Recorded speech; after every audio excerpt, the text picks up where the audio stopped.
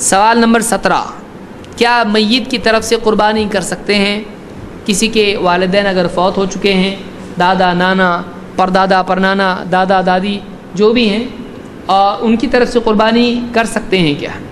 تو بعض اوقات لوگ ایسا کرتے ہیں، اس سال میں اور میری بیوی کی طرف سے ایک جانور اگلے سال پھر دادا کی طرف سے، اس کے اگلے سال نانا کی طرف سے، جو اس طرح سے کرتے ہیں اس کی کوئی اصل اسلام میں نہیں ہے، ایسا کرنا صحیح نہیں ہے۔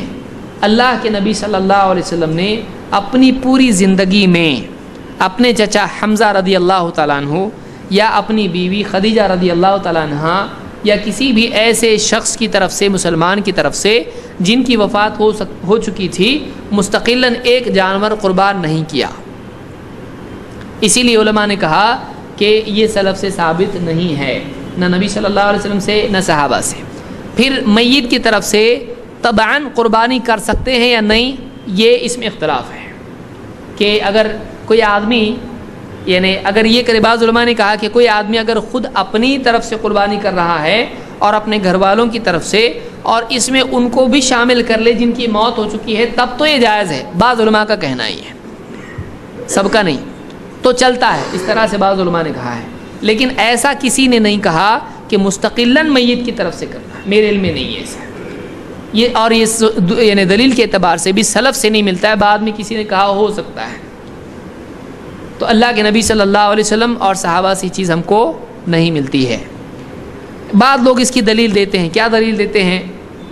جابر رضی اللہ عنہ کہتے ہیں، جابر بن عبداللہ، شہدت مع رسول اللہ صلی اللہ علیہ وسلم الاضحیٰ بالمصلی، میں نے اللہ کے نبی صلی اللہ علیہ وسلم کو دیکھا مصلی میں، مصلی عیدگاہ کو کہتے ہیں، اضحیٰ یوم الاضحیٰ کو کہتے ہیں، عید کا دن، قربانی کا دن۔ تو میں نے آپ کو قربانی کے دن مصلی میں، عیدگاہ میں دیکھا۔ فلما قضى خطبته نزل من منبره واتي بكبش، آپ ممبر سے اترے، آپ کے پاس ایک بکرا لایا گیا۔ فذبحه رسول اللہ صلی اللہ علیہ وسلم بیدہ، آپ نے اپنے ہاتھوں سے اس کو ذبح کیا۔ وقال، اور کہا، بسم اللہ واللہ اکبر، بسم اللہ واللہ اکبر، ھذا عنی وعمن لم یضحی من امتی، یہ میری طرف سے ہے اور میری امت میں سے ہر اس شخص کی طرف سے ہے جس نے قربانی نہیں کی، یہ میری طرف سے اور میری امت میں ہر وہ شخص جس نے قربانی نہیں کی اس کی طرف سے ہے۔ اس کو امام ابو داؤد اور ترمذی نے روایت کیا ہے اور یہ حدیث صحیح ہے۔ اس سے بعض لوگوں نے دلیل لی کہ کوئی آدمی، دیکھیے امت نبی صلی اللہ علیہ وسلم کی جب آپ نے قربانی مدینہ میں کی، کیا مکہ میں کچھ لوگ فوت نہیں ہو چکے تھے؟ حضرت سمیہ رضی اللہ تعالیٰ عنہ یا اس کے علاوہ یعنی کئی اور صحابہ ہیں جو فوت ہو چکے تھے، خدیجہ رضی اللہ تعالیٰ عنہ۔ تو انہوں نے کہا کہ جب آپ نے پوری امت کی طرف سے قربانی کی تو امت میں وہ لوگ بھی آتے ہیں جو اس وقت تھے زندہ، اور وہ لوگ بھی آتے ہیں جن کی وفات ہو چکی تھی، تو یہ عام ہے۔ تو کہا کہ امت میں سب آ جاتے ہیں، زندہ اور میت سب، لہٰذا اس سے ثابت ہوا، لوگ کہتے ہیں کہ میت کی طرف سے قربانی کی جا سکتی ہے۔ کیا یہ دلیل صحیح ہے؟ یہ دلیل صحیح نہیں ہے،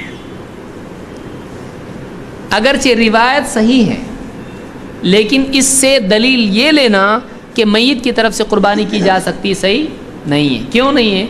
سوال یہ ہے کہ آپ یہ کہہ سکتے ہیں کہ بھائی آپ اگر اس سے دلیل لے رہے ہو، ایک کام کرتا ہوں میں بھی اور آپ بھی، ایسا کرو، اے اللہ یہ میری طرف سے ہے اور پوری امت میں سے ہر اس شخص کی طرف سے جس نے قربانی نہیں کی، آپ کر سکتے ایزا، ساری امت کی طرف سے آپ قربانی کر سکتے۔ کیوں نہیں کر سکتے؟ اس لیے کہ آپ کی امت کہاں ہے؟ آپ کوئی نبی ہو، یعنی آپ کیسے اپنی امت کی طرف سے کس کی امت کی طرف سے آپ کرو گے؟ یہ اللہ کے نبی صلی اللہ علیہ وسلم کی خصوصیت ہے جو آپ نے پوری امت کی طرف سے کی۔ اسی لیے آپ دیکھیں کوئی آدمی یہ نہیں بولتا ہے میرے نانا دادا پردادا لکڑ دادا پکڑ دادا جتنے بھی ہیں اوپر تک سارے مسلمانوں کی طرف سے میں قربانی کرتا ہوں، کوئی کرتا ہے ایسا؟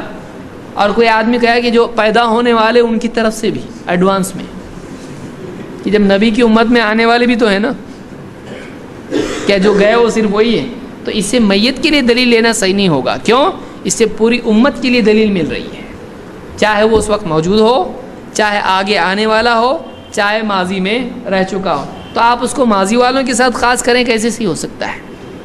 تو اس سے وہ ثابت کرنا صحیح نہیں ہے. اس میں بہتر چیز یہی ہے کہ اس کو یہ مانا جائے کہ یہ خاص ہے اللہ کے نبی صلی اللہ علیہ وسلم کے ساتھ، کیونکہ آپ ہی کی امت تھی، ہماری کوئی امت نہیں ہے.